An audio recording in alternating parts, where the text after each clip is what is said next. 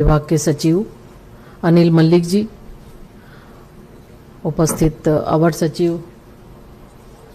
अर्चना Awasthi ji, love Agarwal जी सहित शिक्षा विभाग और महिला बाल विकास विभाग के सभी अधिकारीगण, उपस्थित प्रेस मीडिया के सम्मानित साथियों, आज बहुत ही सुखद क्षण है खास करके मेरे लिए कि अक्सर ये हम लोग बात करते थे जब मैं शिक्षा विभाग में थी। आदरणीय शिक्षा मंत्री जी के अंदर में शिक्षा विभाग में जब कभी बैठक होती थी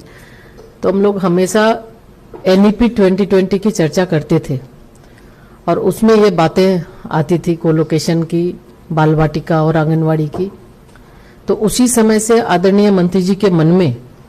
ये भाव था कि ये हम कैसे एक साथ कोलोकेट कर सके और जो एनईपी का मूल उद्देश्य है उस उद्देश्य को हम आगे बढ़ा सके। और जैसा हम सभी जानते हैं कि माननीय प्रधानमंत्री जी हमेशा कहते हैं 21st सेंचुरी स्किल्स को बढ़ावा देने के लिए, और इसी के तहत एनईपी 2020 उनके सोच का ही ये परिणाम है कि कैसे हम बच्चों को छोटे से लेकर बच्चों को कैसे उनके भाषा में शिक्षा, खेल खेल में शिक्षा या फिर स्किल की शिक्षा हम दे सके। तो इसी के तहत आज का ये लगभग 34 वर्षों के बाद एनईपी 2020 आया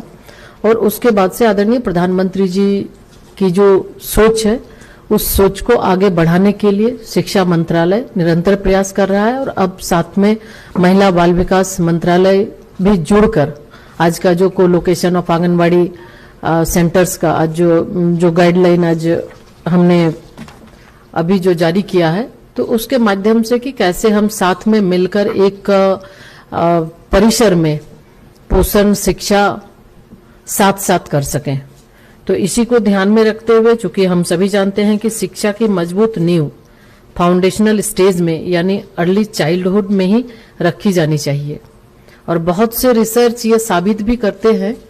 कि बच्चे 6 साल के उम्र तक ही बच्चों का ब्रेन का लगभग 85% ग्रोथ हो जाता है। तो उसको ध्यान में रखते हुए शुरुआती 6 वर्षों में ही हमारी ये सोच है कि एनईपी 2020 में early childhood care and education पर विशेष बल दिया जाए और इसी उद्देश्य के साथ बच्चों के मानसिक विकास के सबसे महत्वपूर्ण वर्षों में उन्हें सही पोषण और सीखने का वातावरण देना और खेल खेल में शिक्षा को बढ़ावा देना, इसी का यही प्रमुख उद्देश्य है। और जब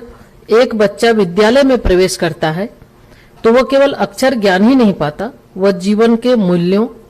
स्वास्थ्य की समझ और सामाजिक चेतना से भी परिचित होता है। अभी कई ऐसे देश जिनका जो सर्वे है उसके आधार पर, जैसे फिनलैंड, स्वीडन, कनाडा, ऑस्ट्रेलिया सहित कई ऐसे देश हैं जिन्होंने ईसीसीयू को सार्वजनिक सेवा के रूप में अपनाया गया है। और यूनिसेफ के एसडीजी 4 का भी एक लक्ष्य कि गुणवत्तापूर्ण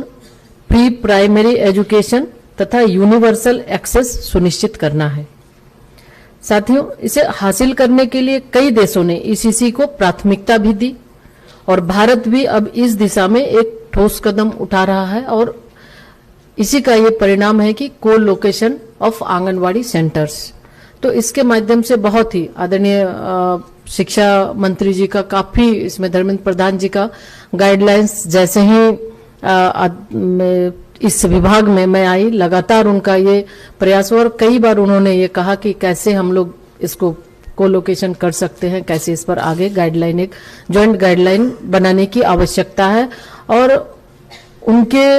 मार्गदर्शन में ये काम संभव हो पाया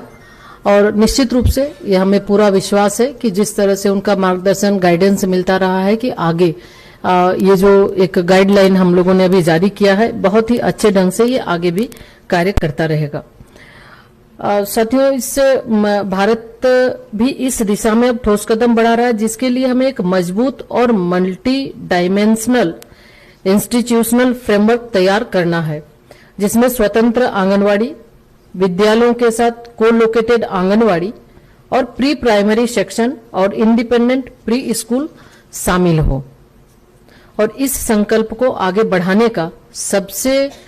व्यवहारिक और दूरदर्शी तरीका है कि आंगनवाड़ी और प्राथमिक विद्यालयों का कोलोकेशन करना। आज हमारे पास लगभग 14,02,000 से ज्यादा आंगनवाड़ी केंद्र है और 9,16,000 प्राइमरी स्कूल्स हैं, जिनमें से लगभग 2,90,000 आंगनवाड़ी केंद्र पहले से ही कोलोकेटेड हैं। और यह आंकड़ा हमारी सामूहिक शक्ति को ही नहीं दर्शाता, बल्कि करोड़ों परिवारों की उम्मीद और विश्वास का भी प्रतीक है। और अब इसको गति देने के लिए हमें समान नियम और ऑपरेशनल क्लियरिटी सुनिश्चित करनी होगी। इसलिए आज हम यहाँ आंगनवाड़ी केंद्रों की को-लोकेशन के लिए दिशा निर्देश प्रस्तुत किए और ये पहल स्वास्थ्य, शिक्षा और संस्कारों का संगम है।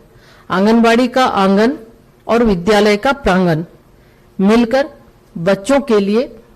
एक चाइल्ड फ्रेंडली कैंपस बनाते हैं, जहां हर बच्चे को सुरक्षा, ज्ञान और पोषण का समुचित वातावरण प्राप्त होगा। साथियों, इन दिशा निर्देशों ने, आज जो दिशा निर्देश हमने जारी किया है, इस दिशा निर्देशों ने मुख्यतः 3 लक्ष्य इसमें रखा है कि पहला लक्ष्य है हर इनरोल्ड बच्चा आंगनवाड़ी से सहजता के साथ स्कूल में यानी कक्षा 1 में प्रवेश पा सके। दूसरा लक्ष्य आंगनवाड़ी और प्राथमिक विद्यालय के बीच में अच्छी कोऑर्डिनेशन हो, जिससे बच्चों को किताबों के साथ साथ जॉयफुल लर्निंग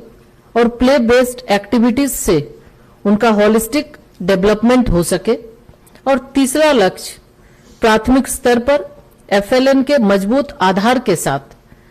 हर बच्चा बिना रुके उच्चतर कक्षाओं तक पहुंचकर सफलता का नया आकाश छू सके। और साथियों, जैसा आदरणीय प्रधानमंत्री जी हमेशा वुमेन लेड डेवलपमेंट की बात करते हैं, क्योंकि जो विकसित भारत का लक्ष्य माननीय प्रधानमंत्री जी का है, तो ये महिलाओं के नेतृत्व में विकास और महिलाओं की भागीदारी भी, इसमें वर्कफोर्स में महिलाओं की भागीदारी बहुत ही अहम भूमिका निभाती है। तो अभी जैसे हमने अभी एक फिल्म के माध्यम से भी हमने देखा कि जो बहनें जो बता रही हैं, तो उसमें कामकाजी महिलाएं, जो SHG से जुड़ी महिलाएं हैं, अपने बच्चों की देखभाल और दैनिक काम के लिए उन्हें कहीं ना कहीं अपने जो काम है उसका सैक्रिफाइस करना पड़ता है, उसको विवश हो जाती हैं काम छोड़ने के लिए कि बच्चों का देखभाल करे या फिर वो काम करने जाए। तो इसी स्थिति को देखते हुए कि उनका आजीविका भी ना छूटे और बेहतर ढंग से वो काम भी कर सके, तो आंगनवाड़ी सेंटर जो कोलोकेटेड है, आंगनवाड़ी सेंटर के साथ साथ कई क्रेजेस भी चल रहे हैं, जिसके माध्यम से कि अब हमारी जो कामकाजी महिलाएं हैं उनके लिए ये सुविधा हो सके और बिना आजीविका छोड़े वो काम कर सके, ताकि देश के अंदर जो एक लक्ष्य है माननीय प्रधानमंत्री जी का, उसमें व्यक्तिगत रूप से उनके विकास में बाधा ना हो और देश की प्रोडक्टिविटी को भी नुकसान न पहुंचे। तो इसको भी ध्यान में रखा गया है। और अब एक इंटीग्रेटेड हम लोग जो बच्चों को पोषण, शिक्षा और स्वास्थ्य एक ही स्थान पर मिल सके, इसके लिए भी महिलाएं निश्चिंत होकर अपने कार्यस्थल पर पूरे आत्मविश्वास के साथ योगदान दे सके, इस पर महिलाओं को सशक्त बनाने के लिए भी ये एक योजना तैयार की गई है। और साथ ही साथ हम सभी जानते हैं कि बच्चों का पहला शिक्षक माँ ही होती है और माँ के साथ साथ पहला शिक्षक उनका परिवार भी होता है। तो इसलिए विद्यालयों के साथ आंगनवाड़ी केंद्रों की कोलोकेशन को सफल बनाने के लिए सरकार के साथ साथ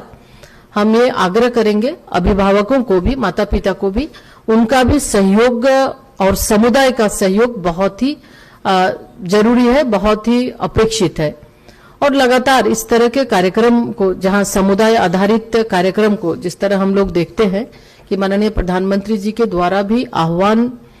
किया जाता है और आह्वान एक जन आंदोलन का रूप ले लेता है, तो निश्चित तौर पे आज एक के बाद एक, चाहे शिक्षा की बात करें, स्वास्थ्य की बात करें, स्वच्छता की बात करें, तो निश्चित तौर पर इसको भी समुदाय आधारित समुदायों का इसमें भागीदारी बहुत ही अहम हो जाती है और तभी हम इसको और बेहतर आगे बढ़ा सकते हैं। और साथ ही साथ एक छत के नीचे होने से हमारे बच्चे भी बहुत ही अच्छे ढंग से, जब आंगनवाड़ी केंद्र में आएंगे तो आंगनवाड़ी केंद्र के बाद उन्हें जब विद्यालय जाना होगा तो बिना किसी हिचक वो अच्छे से वो विद्यालय में भी जा सकते हैं और उसी तरह से उनका होलिस्टिक डेवलपमेंट भी होगा। और माननीय प्रधानमंत्री जी के आह्वान को पूरा करते हुए हम बच्चों को खुली उड़ान देने के लिए एक नया मंच भी तैयार करने जा रहे हैं, जिसमें हर मां की ममता, हर बच्चे की मुस्कान और हर शिक्षक की प्रेरणा शामिल है। साथियों, आइए हम सब मिलकर जो विकसित भारत का लक्ष्य माननीय प्रधानमंत्री जी का है, उस लक्ष्य के नींव को मजबूत करें। और जैसा मैंने पहले ही हमने कहा कि बच्चों का 85% ब्रेन डेवलपमेंट छोटे उनके 6 वर्ष के आयु में ही होता है, तो ये आवश्यक है कि जिस तरह से महिला बाल विकास विभाग जब प्रेग्नेंट होती हैं लेडी, उस समय से लेके हम उनके पोषण का सही ध्यान रखते हैं, ताकि हमारे बच्चे जो विकसित भारत के निर्माण में, नवनिर्माण में उनकी अहम भूमिका होगी, ताकि बच्चे स्वस्थ बच्चे जन्म ले और उसके बाद उन्हें अच्छी शिक्षा मिल सके और अच्छे तरीके से उनका सही ढंग से देखरेख हो सके। तो इसके लिए महिला बाल विकास विभाग निरंतर प्रयास कर रही है। और साथ ही साथ अभी ये कोलोकेशन होने के बाद आज के बाद से निश्चित तौर पे हम, जहां अमृतकाल की पीढ़ी का हर बच्चा सुपोषित और ज्ञान संपन्न हो, हम अपने समर्पण और सशक्त क्रियान्वयन से इस लक्ष्य की प्राप्ति के लिए प्रतिबद्ध हैं। और भारत सरकार और सभी अन्य राज्य की सरकारें भी इसमें मिलकर, साथ मिलकर आज का जो ये गाइडलाइन है, इसको हम बेहतर ढंग से आगे बढ़ाने के लिए हम प्रयास करेंगे। और आज इस कार्यक्रम में फिर से हम आदरणीय शिक्षा मंत्री श्री धर्मेंद्र प्रधान जी और उनकी पूरी टीम के प्रति आभार व्यक्त करते हैं कि आपके कुशल मार्गदर्शन में आज ये संभव हो पाया और लगातार ये आगे बढ़ेगा। और निश्चित रूप से आज जो भी इस कार्यक्रम में हमारे आंगनवाड़ी की वर्कर हैं, हेल्पर हैं या फिर अन्य शिक्षा विभाग के सभी अधिकारी, सभी का हम अलग अलग स्टेक होल्डर हैं, हम उनके प्रति आभार व्यक्त करते हैं। और साथ ही साथ इसको आगे बढ़ाने के लिए आप भी अपनी अहम भूमिका निभाएं और माननीय प्रधानमंत्री जी के